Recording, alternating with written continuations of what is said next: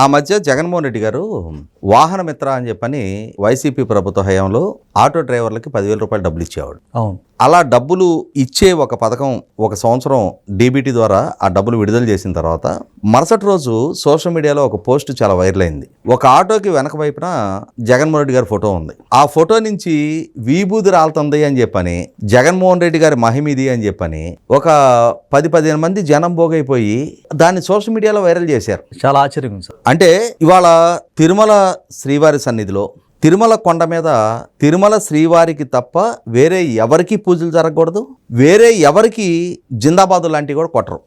అక్కడ వినిపించే నినాదం శ్రీవారిదే కావాలి, గోవిందనామమే కావాలి. అటువంటిది వీళ్ళ నాయన ముఖ్యమంత్రిగా ఉన్న రోజుల్లో ఇతను ఒకసారి తిరుమల కొండకి దర్శనానికి వెళ్ళాడు. ఆ మధ్యకాలంలో పింక్ డైమండ్ అని చెప్పని నానాయాగి చేసిన రమణ దీక్షితులు ఉన్నాడు కదా, అతను జగన్మోహన్ రెడ్డి గారి కోసం అని చెప్పని తిరుమల కొండ మీద సుదర్శన యాగం చేశాడు. అలా చేయొచ్చు ఒక పూజారి గారు? చేయటానికి వీల్లేదు, కానీ చేశారు.